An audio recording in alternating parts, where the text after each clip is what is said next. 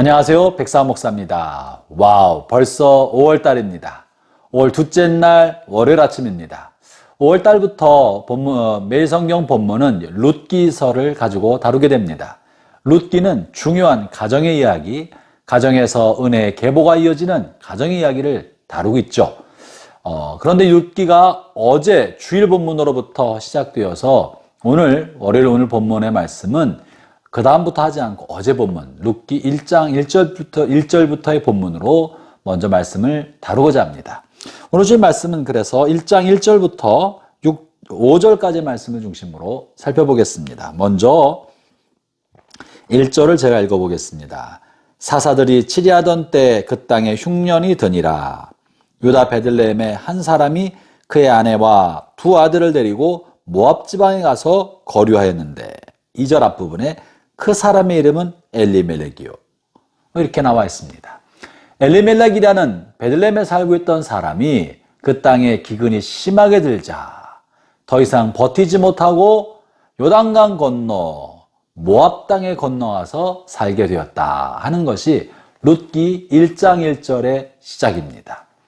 본문은 매우 중요한 것에 대한 통찰력을 주는데요. 이 베들레헴에 관한 것입니다. 왜 굳이 베들레헴을 언급했을까? 여러분, 본문에는 언급되어 있지 않지만 하나님의 경륜 속에 베들레헴은 장차 다윗이 태어날 동네고 장차 메시아가 태어날 동네입니다.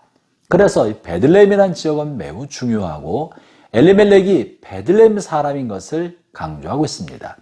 비록 당시에 사사들이 통치하던 때였지만 흉년이 들어서 베들레헴에도 사람이 살기 어려울 만한 일이 벌어졌고 고향 땅을 떠나 모압은 어디입니까? 이방인들이 사는 곳입니다.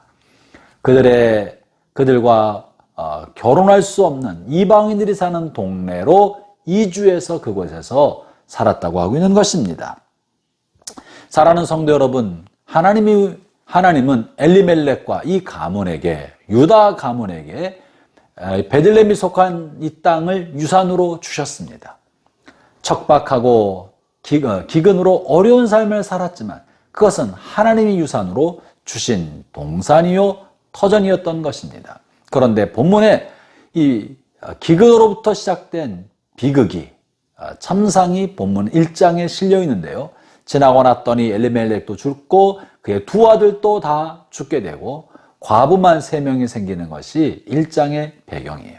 그러면 이 집안에 찾아온 비극, 이렇게 가난하게 됨과 남자들이 다 죽게 된 비극의 근원은 어디입니까? 이것은 흉년 때문에 그랬다기보다도 이들이 고향 땅, 약속의 땅 베들레헴을 떠나 모압으로 옮겼을 때 생겨나는 일입니다.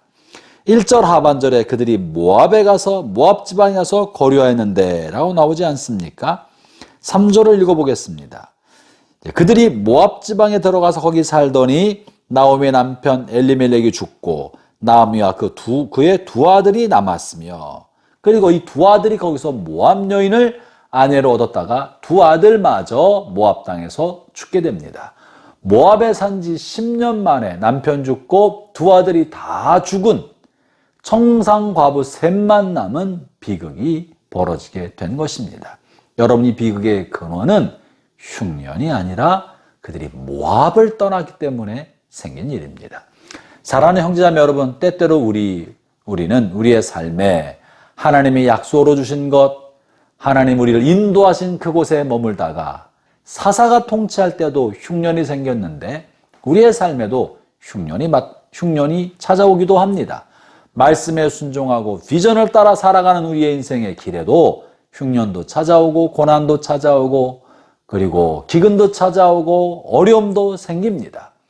그러나 문제는 그 흉년 앞에 뒤로 물러나 다른 곳 풍요롭게 보이는 요단강 건너 모압 땅으로 이주하는 것이 문제인 것입니다. 마치 이것은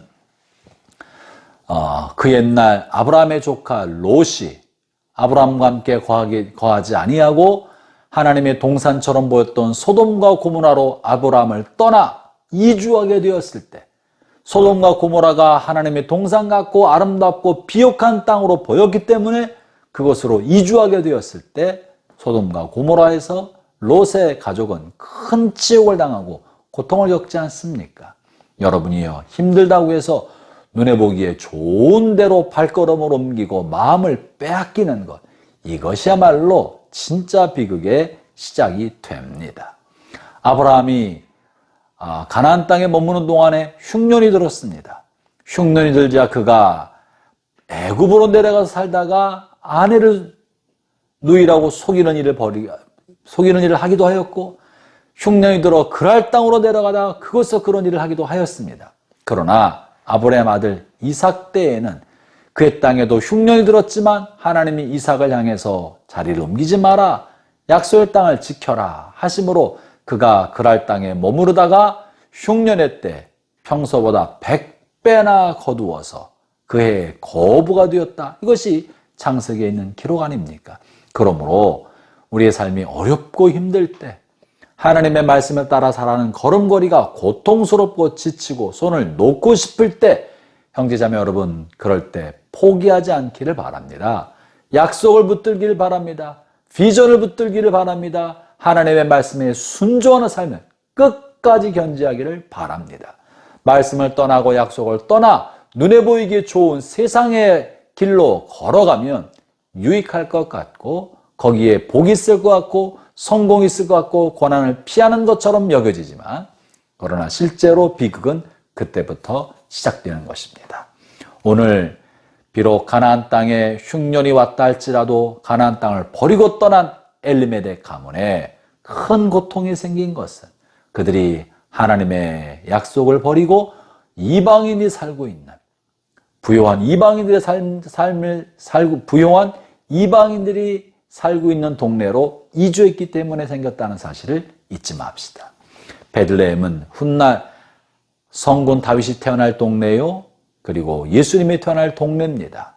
약속과 비전을 붙들고 끝까지 있어야 합니다. 그리고 그것을 위해서 하나님은 그들을 연단하신 것이고, 그리고 잠시 잠깐 기다리면 다시 베들레헴 땅에도 하나님이 풍년을 주시지 않겠습니까? 6절의 말씀이 그거예요. 그 여인이 모압 지방에서 여호와께서 자기 백성을 돌아보시사 그들에게 양식을 주셨다함을 듣고, 베들레헴 땅에 양식을 주시고 풍년이 들게 되자 다시 베들레헴으로 옮기고자 하는 마음이 들었다는 것입니다. 지키고 있었으면, 몇 년이 걸리더라도 10년이 걸리더라도 그 땅을 지키고 있었으면 남편도 죽지 않고 아들도 죽지 않았을 텐데, 약속의 땅을 버리고 떠났기 때문에 가족이 죽는, 남편과 두 아들이 죽는 비극을 겪게 되었던 거죠. 형제자매 여러분, 오늘 하루 사는 동안에 하나님에게 맡기신 것이 무엇인가? 약속으로 주신 것이 무엇인가? 내가 순종의 걸음을 걸어야 할 것이 무엇인가? 돌아보면서 말씀과 함께 살아가는 복된 하루 되시기를 축원합니다. 기도하겠습니다. 하나님 감사합니다. 때로 우리가 하나님의 은혜를 잊고 은총을 벗어나 내 생각과 내 뜻대로 걸어가려 할 때가 얼마나 많은지 모르겠습니다. 그러나 끝까지 주님께 붙어 있어 끝까지 충성될 때 주께서 그곳을 옥토로 바꾸시고 변화시켜서 하나님의 영광의 통로로 삼으실 줄로 믿습니다. 예수님 이름으로 기도합니다.